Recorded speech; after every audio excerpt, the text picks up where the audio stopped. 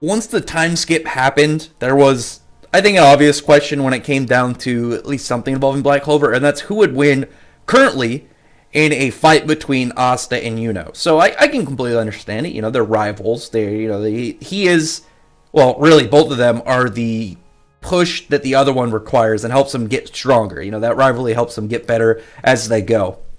And with the time skip, obviously characters got more powerful. And once we really got into everything, it was like, okay, well, who's stronger now? And so I just want to go over, at least currently, before anything happens that ends up making Asta or Yuno more powerful than they are, at least at the moment. I want to just address this right now because it could be 10 chapters from now and one of them ends up getting stronger, something set up maybe, and then it's like, oh cool, one of them got more powerful, and then it's like, well, what's the other one gonna do? Like when we got Asta first put on his black form, and then he learned how to do it himself. It was like, well, obviously he's more powerful than Yuno, and then we found out Yuno, invented Spirit Dive and was able to use that to bridge the gap, so they're about equal again. And then Yuno ended up getting that elf boost, and I'm not going to count the elf boost the same as I'm not going to count Berserk Asta, because they're two power-ups that are completely outside of their control. I'm not going to count ones like that's a variable. It's got to be something that they can do themselves. It'd be like using Block Asta in a fight, not like if it was way before he learned how to do it, we just assumed he could do it, and it's like, why would you do that? If it's beyond what they can do on their own, then you can't really count it unless you're specifically saying this version. So this is Asta. He can go into his black form, and he's got his normal attacks. He's got his black divider. He's got his he's got his black slash and his black hurricane, and then he's got like his spirit storm and his spirit of zephyr and stuff. So right now, like I said, we're using the versions that they don't need anybody else's assistance to achieve. Right now, Black Asta and Spirit Dive Yuno are their extent. So really, when it comes down to this, at least right now, I really just want to, after going and everything, it's already been like 2.5 minutes. I want to get who I think would win and why, and because the reason that I think it is not just currently. Oh yeah, of course he's going to win, and I think Asta would win currently, and the reason that is, it's not because, oh yeah, anti-magic, because of some of the things that Asta does. Because I do think Asta and Yuno are equal to each other. I think they're about equal. Really, when you look at this fights, it's like, oh well, Asta did better against Dante than Yuno did against Xenon. And yeah, it's apparently Xenon from the officials. It's they've been translating it wrong. But it's actually in one of the new volumes. I think it was in volume 24 in the back. It's Xenon. But with him, he seemed much more like cutthroat, whereas Dante obviously was playing.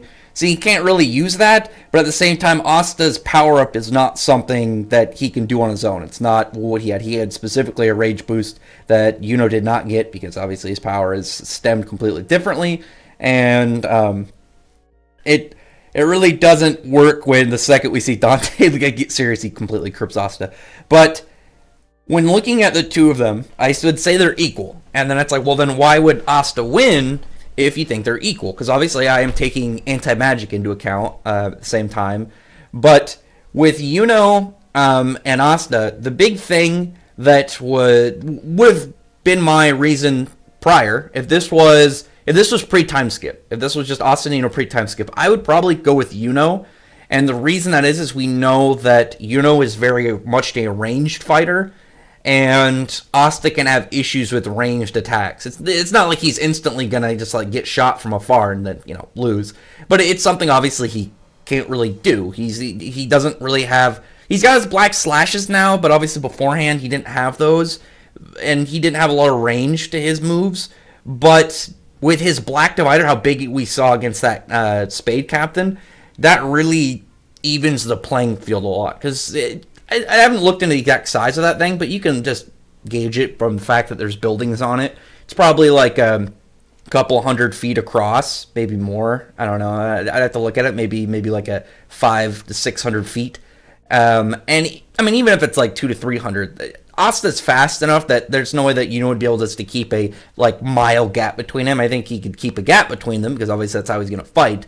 But I could see Asta at least getting closer after he can drop the Black Divider. The size of his Black Divider right now is the sole reason I would put Asta as the winner at the moment. Because obviously, when you have anti-magic taken into account, not only is it gonna, with the range that he's gonna do, as we know how like the defense boosting in Black Clover works with Mana Skin, that it's not going to matter. He's going to get hit with anti-magic. The Mana Skin's going to get, voided out. And he's going to hit him with the direct force of his full slash.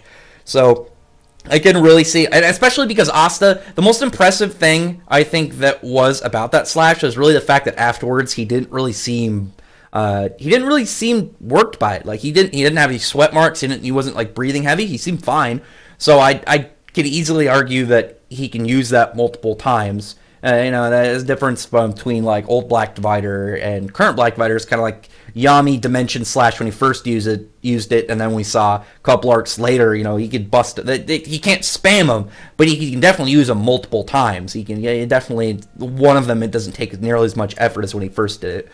So, I think it was a fair enough reason. The big gap, I think, that really worked over, at least currently, is the fact that he showed stronger, but his improvement didn't have anything like Asta's level of range. If Yuno showed like a direct, the big thing about them was Yuno he's a range fighter, he's not a close combat guy. Asta's a close combat guy, he's not a range guy. Asta got range, Yuno got close combat to a degree with his Spirit of Zephyr, but we didn't really see any level to it that would kind of be like, oh yeah, put him in front of Asta, he's going to be able to deal fine.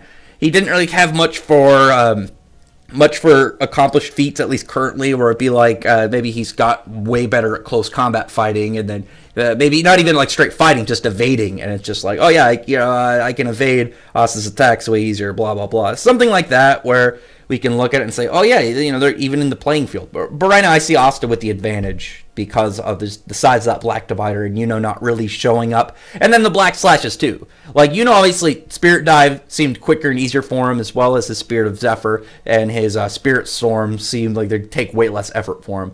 But he didn't have anything that'd be new added on to like what he's going to be able to. Or at least the stuff that he had didn't seem as upgraded as Asta's were.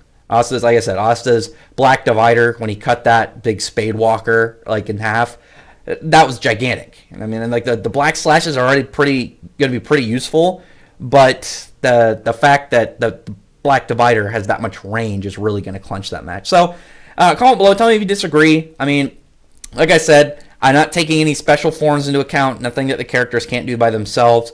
But also, I personally see that Asta and Yuno right now are equal, and the fights that they were just in don't really imply one is more powerful than the other, because Xenon went as soon as Yuno got up close, Xenon got serious. Dante took a while to get serious. He didn't even take Asta seriously.